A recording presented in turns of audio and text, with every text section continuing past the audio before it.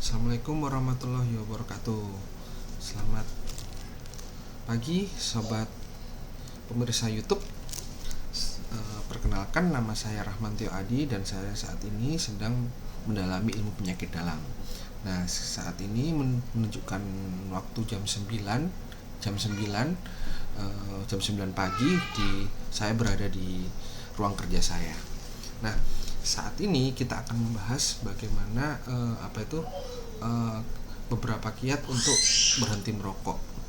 Nah, walaupun saya sendiri bukan perokok, tapi di sini memang sudah ada pakemnya langkah-langkah yang digunakan untuk berhenti merokok. Memang di banyak iklan-iklan itu banyak alat-alat untuk berhenti merokok dan sebagainya. Namun saya di sini melakukan pendekatan ke personalnya terlebih dahulu. Nah, beberapa langkah yang kita lakukan untuk berhenti merokok itu ada yang namanya istilahnya 5A dan 5R. 5A, 5R. Apa itu 5A, 5R? Nah, 5A itu adalah 5 langkah. 5 langkah yang digunakan untuk orang yang benar-benar mau berhenti merokok. Apa itu 5R? Jika orang itu masih ingin menunda untuk berhenti merokok. Nah, 5A 5R ini sebenarnya bukan kedua hal yang terpisah, tapi dikombinasikan satu sama yang lain, karena namanya manusia itu pasti suatu saat dalam perjalanannya dalam melakukan terapi berhenti merokok pasti ada perasaan yang berubah. Awalnya sudah niat, tiba-tiba ada halangan di tengah jalan. Maka itu kedua 5A dan 5R itu harus dikombinasi satu dengan yang lainnya. Nah, apa aja itu 5A 5R? Kita mulai dari 5A dulu. Orang yang ingin berhenti merokok, benar-benar pengen mau berhenti merokok. Nah, 5A itu A yang pertama yaitu ask atau bertanya. Apa aja sih yang ditanyakan itu? Yaitu 1. Berapa batang Anda mengkonsumsi rokok itu dalam sehari? Terus sejak usia berapa? Nah, itu juga harus ditanyakan, sejak usia berapa Anda berhenti merokok. Nah, terus juga harus ditanyakan lagi, berapa kali Anda udah berusaha pengen berhenti merokok. Itu juga harus ditanyakan. Lalu kira-kira selama merokok dalam beberapa tahun ini, misalnya gangguan apa sih yang sering dirasakan oleh orang yang si perokok ini? Misalnya apa? Misalnya sering batuk-batuk kah atau apa? Nah, seperti itu. Itu asking. Nah, yang kedua yaitu kita memberikan advice atau saran. Sarannya itu seperti bagaimana? Nah, sarannya itu seperti persuasi, yaitu, wah, Bapak atau Ibu, misalnya sangat penting bagi Bapak untuk berhenti merokok, dan insya Allah kami dapat membantu Bapak, misalnya seperti itu, untuk berhenti merokok. Terus sangat penting bagi Bapak untuk berhenti merokok, lebih cepat lebih baik Pak, dan saya sangat senang bisa membantu Bapak. Nah, itu yang namanya saran. Ada contoh saran yang lain, misalnya sebagai terapis ataupun sebagai dokter, saya sangat menekankan bahwa Bapak berhenti merokok merupakan usaha yang paling baik. Nah, itu kita persuasi seperti itu, usaha yang paling baik untuk meningkatkan kualitas kesehatan Bapak. Nah, itu juga harus ditekankan untuk memberikan semangat kepada orang yang ingin berhenti merokok.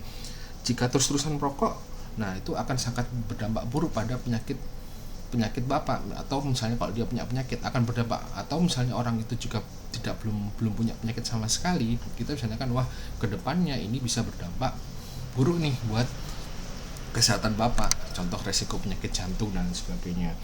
Terus walaupun, nah kita juga harus menekan bahwa perokok ringan pun kalau terus-terusan juga akan berdampak pada kesehatan juga gitu loh. Jadi sebaiknya segera, walaupun masih perokok ringan, sangat disarankan untuk berhenti merokok. Nah, seperti itu, kita beri semangat seperti itu. Nah, terus jangan lupa bilang ke pasiennya ya, harus bilang ke orang yang ingin berhenti merokok bahwa si terapis itu menyadari bahwa berhenti merokok itu tidaklah mudah pastinya, ya, tidak mudah, tapi itu merupakan langkah yang sangat penting untuk kesehatan Anda dan keluarga Anda, dan untuk masa depan Anda sendiri, seperti itu. Nah, itu juga harus ditekankan. Nah, ini advice ini sebenarnya yang kedua atau advice atau saran ini sebenarnya untuk memberikan semangat ke pasien itu, menguatkan semangat dari pasien itu untuk supaya segera berhenti merokok. Nah, setelah kita beri semangat, ada A yang ketiga, yaitu evaluasi. Nah, evaluasi itu, nah kita lihat nih tanggapan si klien. Nah, kalau sudah diberi semangat kayak tadi itu, keinginan untuk berhenti merokoknya masih sangat kuat apa tidak gitu, atau dia ada di option yang kedua, masih pikir-pikir ya tapi saya masih belum bisa nih berhenti merokok. Waduh, jadi awalnya sudah ke terapis untuk berhenti merokok, tiba-tiba setelah kita beri semangat malah down, tidak mau berhenti merokok. Nah, itu ada dua kemungkinan, yaitu kalau dia pengen tetap berhenti merokok, maka kita berikan yang namanya assist atau program pembantu atau program bantu, yaitu merupakan program intensif. Nah, itu nanti program intensif itu ada di klinik khusus, biasanya ada di puskesmas atau di rumah sakit yang namanya klinik henti rokok. Nah, itu memang khusus. Jadi ibaratnya seperti kalau klinik henti rokok itu kita rehabilitasi orang yang sudah kecanduan, misalnya kecanduan narkoba kan harus direhabilitasi. Sama ini, kalau kecanduan rokok itu ada klinik khususnya, jadi tidak bisa tidak bisa di sarannya tidak bisa disamakan dengan klinik yang poliklinik seperti biasanya, tapi harus klinik khusus karena memang proses berhenti merokok itu sangat lama seperti itu. Terus berikan informasi, dan memang ada namanya obat khusus untuk henti merokok juga, itu dengan pertimbangan tertentu itu bisa diberikan juga ke keluarga pasiennya atau si pasiennya. Nah, terus namun jika pasien itu tidak mau berhenti merokok, maka kita masuk ke yang namanya 5R. Nah, makanya tadi itu kita ngomong mengenai 5R. 5R itu untuk orang-orang yang masih belum mau berhenti merokok. Nah, tapi itu nanti kita bahas yang 5R, tapi kita bahas yang mau berhenti merokok dulu ya. Nah, setelah kita memberikan alat bantu dengan program intensif, nah terus kita jangan lupa A yang terakhir adalah arrangement. Kita atur waktunya. Karena kenapa?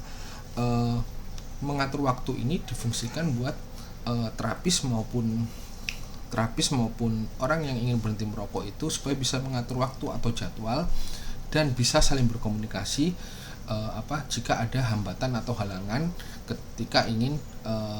ketika dalam menjalankan program intensif tersebut. Nah, itu memang harus sangat individual sekali. Nah, misalnya kalau orang itu mau sudah bisa berhenti merokok, kita bisa memberikan selamat atau memberikan reward dan sebagainya. Itu tergantung dari bagaimana terapi dan kliennya nanti berkomunikasi. Nah, tapi harus namanya mengatur waktu. Dan ketika melakukan arrangement itu pasti juga ingat, pada saat mengatur waktu, ada kalanya orang dalam perjalanan atau mungkin hampir 80% misalnya ya udah mau berhenti merokok, tiba-tiba dalam perjalanannya dia pingin lagi merokok seperti itu. Nah, apa yang dilakukan? Ya, Mas harus masuk ke 5R. Apa aja 5R itu? Nah, 5R itu adalah R yang pertama adalah relevan. 5R itu istilahnya adalah kita membiarkan pasien itu berpikir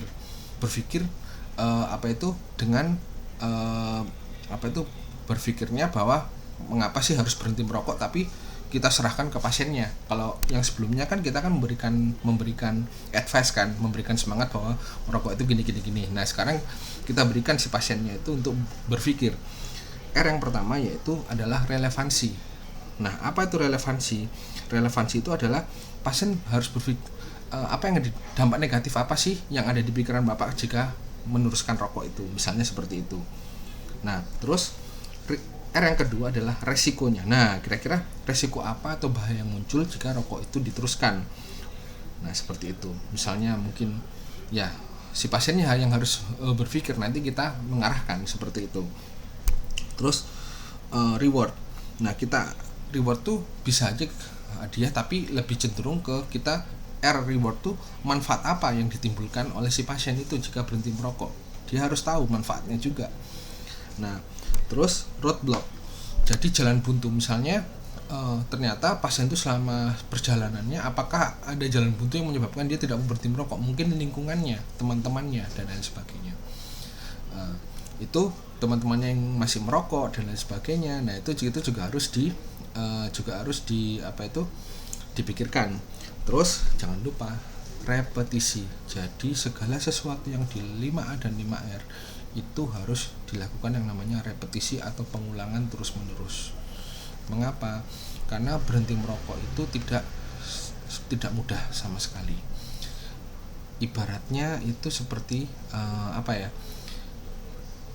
seperti bapak atau ibu yang ingin mencari, misalnya kita mencintai seseorang nih, benar-benar kita mencintai seseorang dan ini harus dijadikan atau suami atau istri sampai nanti ke pernikahan. Nah kan otomatis kalau yang namanya mendapatkan jodoh itu yang benar-benar kita suka kan dengan usaha yang benar-benar banget sampai ke jenjang pernikahan nanti seperti itu. Ya sama seperti berhenti merokok itu usahanya ya mirip-mirip seperti itu. Jadi tidak semudah apa yang kita pikirkan gitu. Apalagi saya sendiri juga bukan perokok. Maka dari itu ya yang bisa dilakukan adalah melakukan 5A 5R ini seperti itu, yang sudah terprogram. 5A 5R itu sudah terprogram untuk orang-orang yang berhenti merokok seperti itu ya. Dan untuk kedepannya nanti insya Allah saya akan menjelaskan bagaimana untuk video berikutnya nanti saya akan menjelaskan mengenai video mengenai struktur anatomi paru pakai alat peraga yang ada di sini. Nah itu biar kita bisa membayangkan bagaimana tuh fungsi paru itu yang sesungguhnya. Oke, sampai di sini dulu. Terima kasih. Assalamualaikum warahmatullahi wabarakatuh.